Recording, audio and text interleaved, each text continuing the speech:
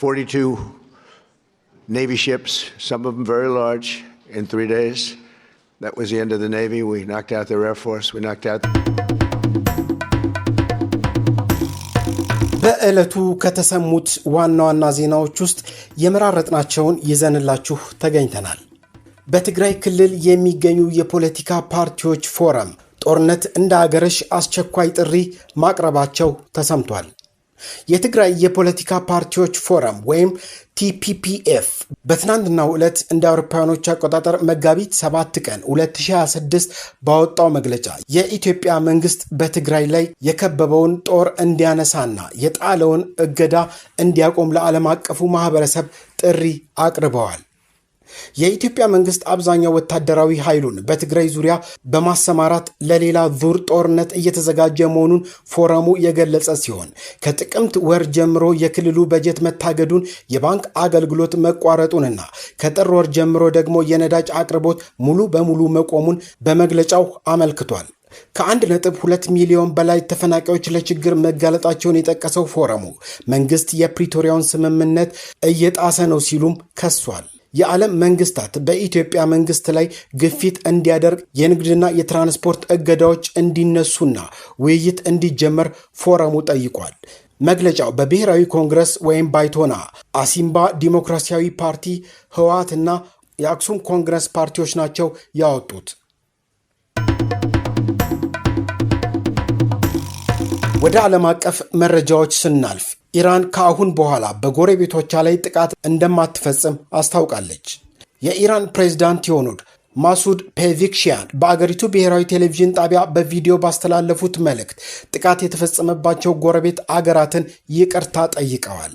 ጥቃት የደረሰባቸውን አገራት ይቅርታ መጠየቅን አስፈላጊ ሆኖ አግኝቼዋለሁ ሲሉ ፕሬዝዳንቱ የተናገሩ ሲሆን ጎረቤት አገራትን የመውረር ሐሳብ የለንም ያሉት ፕሬዝዳንቱ ሰላምና መረጋጋትን ለማስፈን ሲባል ቀጠናዊ ትስስር እንዲኖር ጠይቀዋል።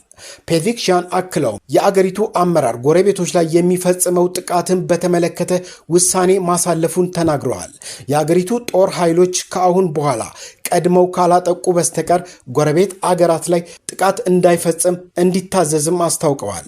ከአሁን ጀምሮ ከእነዚህ አገራት ካልተጠቃን በስተቀር ጎረቤት አገራትን ማጥቃት ወይም ሚሳኤል መተኮስ የለባቸውም።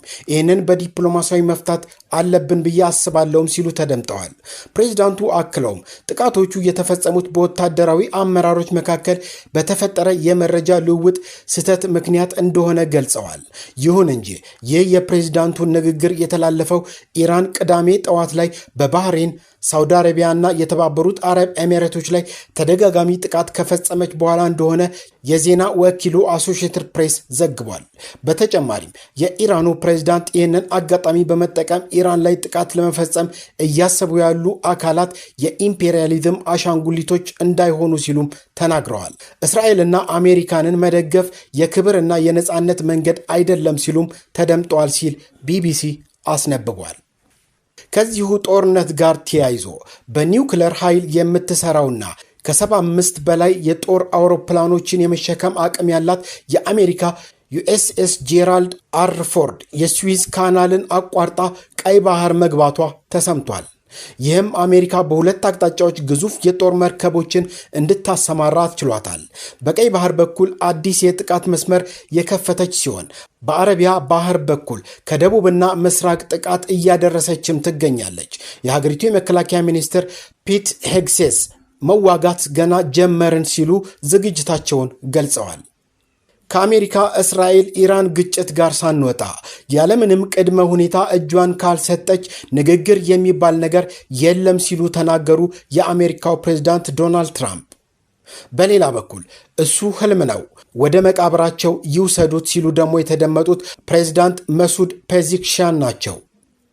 የአሜሪካው ፕሬዝዳንት ዶናልድ ትራምፕ በመካከለኛው ምስራቅ እየተካሄደ ያለውን ጦርነት እንዲቆም ኢራን ያለምንም ቅድመ ሁኔታ መሸነፏን አምና እጅ ልትሰጥ እንደሚገባ አስታውቀዋል። ፕሬዝዳንቱ ይህን ያሉት አሜሪካና እስራኤል በኢራን ላይ የሚፈጽሙት ጥቃት በበረታበትና የዓለም የነዳጅ ዋጋ በከፍተኛ ሁኔታ በናረበት ወቅት ነው።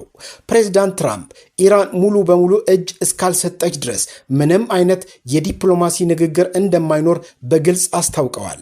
ያለምንም ቅድመ ሁኔታ እጅ መስጠት ካልተፈጸመ በስተቀር ምንም አይነት ስምምነት አይኖርም ያሉት ትራምፕ ኢራን እጅ ሰጥታ በዓለም አቀፉ ማህበረሰብ ተቀባይነት ያለው አዲስ አመራር ከመጣ ግን ሀገሪቱን መልሶ ለመገንባትና ኢኮኖሚዋን ለማጠናከር አሜሪካና አጋሮቿ ድጋፍ እንደሚያደርጉ ቃል ገብተዋል።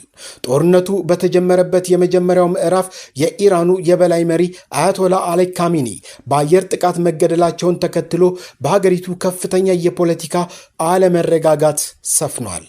ቀጣዩን መሪ ለመሰየም ስልጣን ያለው 88 አባላት ያሉት ጉባኤ በአየር ጥቃቱ ሳቢያ ስብሰባውን ለማካሄድ መቸገሩን የተዘገበ ሲሆን የሀገሪቱ ፕሬዝዳንት መሱድ ፔዜሽኪያን ውጥረቱን ለማርገብ አንዳንድ ሀገራት የሽምግልና ጥረት እያደረጉ መሆኑን ጠቁመዋል። ፕሬዝዳንቱ አንዳንድ ሀገራት ያሏቸውና ስማቸውን በግልጽ ያልጠቀሷቸው ሀገራት በኢራንና በአሜሪካ እስራኤል መካከል ያለውን ጦርነት ለማስቆም ይፋዊ ያልሆነ የሽምግልና ጥረት እያደረጉ መሆኑን ነው የጠቆሙት። ለቀጠናው ዘላቂ ሰላም ቁርጠኛ ነን፣ ነገር ግን የሀገራችንን ክብርና ሉዓላዊነት ለመከላከል ቅንጣት ያህል አንጠራጠርም ብለዋል። ሽምግልናውም ይህን ግጭት የጫሩና የኢራንን ሕዝብ የናቁ አካላትን ሊመለከት ይገባል በማለት አቋማቸውን ገልጸዋል። ትራምፕ ግን ኢራን ያለምንም ቅድመ ሁኔታ መሸነፏን አምና እጇን ካልሰጠች ንግግር የሚባል ነገር የለም ብለዋል። የትራምፕን ንግግር ተከትሎ እጅ መስጠት ህልም ነው፣ ወደ መቃብራቸው ይውሰዱ ሲሉም መልሰዋል የኢራኑ ፕሬዝዳንት። በሌላ በኩል የሐማስ መሪ የሆኑትን የሂዝቦላ መሪዎች ናስራላህና ሳፊድን ሲገደሉ ለኢስማኤል ሃኒዬ የኢራን መንፈሳዊ መሪ የሆኑትን ሐሚኒን ሲገደሉ እንዲሁም ከፍተኛ የአብዮታዊ ዘበኛ ጀነራሎች ግድያ ኦፕሬሽን ቁልፍ ሚና እንደተጫወቱ የሚታመኑት የኢራን አብዮታዊ ዘበኛ የቅዱስ ኃያል አዛዥ ኢስማኤል ቃኒ በእስራኤል በሰላም እንደሚገኙ የእስራኤል ኒውስ ኤጀንሲ ማረጋገጡን ዛሬ ሰምተናል።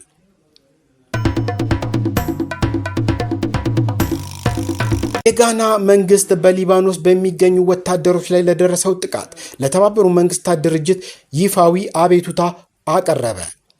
በሊባኖስ የሚገኙት የጋና የተባበሩት መንግስታት የሰላም አስከባሪ ሻለቃ መምሪያ አርብ ዕለት በደረሰበት የሚሳኤል ጥቃት 2 ወታደሮች መቁሰላቸውን የጋና የጦር ኃይሎች አስታውቋል። ዓለም አቀፍ ሕግን የሚጥስ እና እንደ ጦር ወንጀል የሚቆጠር ነው። በዚህ ጥቃት ዙሪያ የተሟላ አስቸኳይ ገለልተኛና ግልጽ ምርመራ እንዲደረግ እንጠይቃለን ሲሉ የጋና የውጭ ጉዳይ ሚኒስትር ሳሙኤል ኡኩዴቶ አብላክዋ ተናግረዋል። ሊባኖስ ሰሞኑን ወደ ሰፊው የመካከለኛው ምስራቅ ግጭት ውስጥ ገብታለች። ሂዝቦላ በኢራን ላይ ለተከፈተው ጥቃት ምላሽ ለመስጠት ሮኬቶችን መተኮሱን ተከትሎ እስራኤል በሊባኖስ ቡድን ላይ አዲስ ወታደራዊ ዘመቻም ጀምራለች ሲል ነው መረጃው የጠቀሰው። ዛሬም እንላለን፣ ሰላም ለሀገራችን፣ ሰላም ለምድራችን።